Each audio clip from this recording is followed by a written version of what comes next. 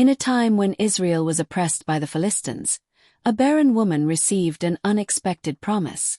An angel of the Lord appeared and declared that she would bear a son. This child would be set apart from birth, a Nazirite dedicated to God. No razor would touch his head. No wine would pass his lips. He would begin to deliver Israel from their enemies. And in time a son was born. They named him Samson. And the Spirit of the Lord began to stir within him. Samson grew into a man of extraordinary strength. Not trained strength. Not earned strength. Given strength. On one journey, a lion roared against him. Samson tore it apart with his bare hands. In another moment, surrounded by enemies, he struck down 1,000 men with nothing but the jawbone of a donkey. The power upon him was undeniable. But strength is not the same as wisdom, and power does not guarantee restraint. Samson often followed his impulses. He desired what he saw. He trusted what he felt. Again and again, he walked close to danger, confident that his strength would always carry him through. But strength without discipline can slowly erode judgment. And compromise rarely feels dangerous at first. In the valley of Sorek, Samson fell in love with a woman named Delilah. We are not told how they met. Only that he loved her deeply. But others were watching. The Philistine rulers approached Delilah in secret.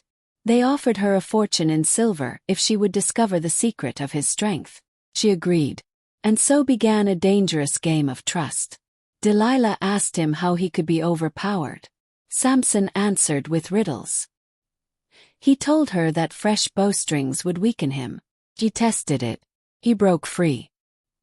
He told her that new ropes would make him powerless. She tried again. He snapped them apart. He said his hair woven into a loom would end his strength. She did exactly that. Still he tore himself loose. Each time he stayed. Each time he trusted her again. Sometimes the greatest danger is not an enemy rushing toward us, but a warning we refuse to see.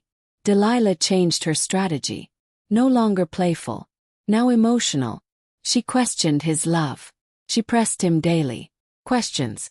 Years. Silence. More questions. Scripture says his soul was vexed to death. And finally, exhausted, Samson surrendered the truth he had guarded since birth. No razor had ever touched his head. He had been dedicated to God from the womb. If his hair were cut, his strength would leave him. This time she knew he was telling the truth. She sent word to the Philistine rulers. The moment she had been waiting for had arrived. Samson fell asleep with his head in her lap.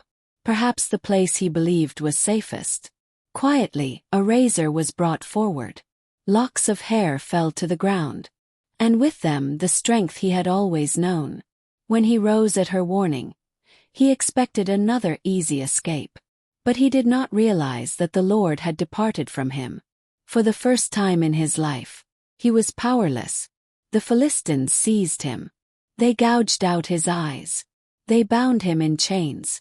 They forced him to grind grain in prison. The mighty warrior, reduced to darkness. Days passed, then weeks, then months. But a small detail in the story carries enormous hope.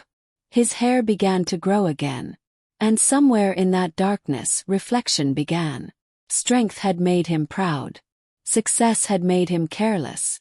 Desire had clouded his judgment. Now stripped of everything, he remembered God. The Philistines gathered inside a great temple to celebrate their victory and honor their god, Dagon. Thousands filled the structure with laughter and praise.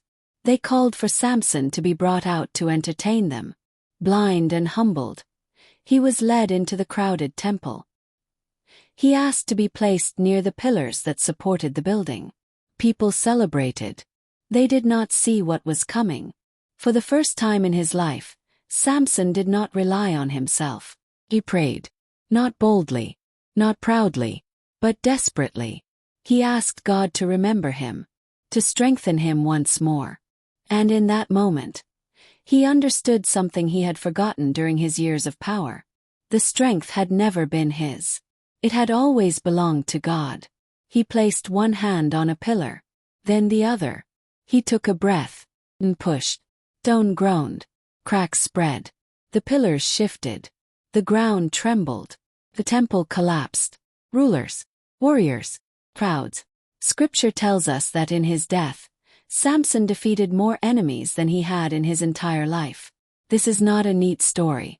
It is not a painless story. But it is a powerful one.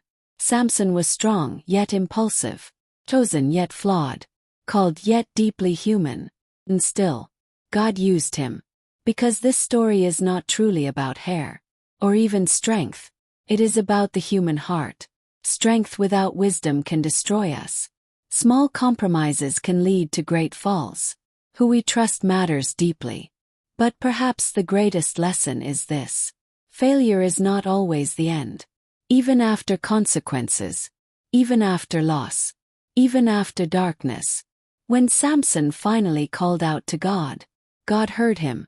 And sometimes, our greatest victory begins the moment we surrender our pride.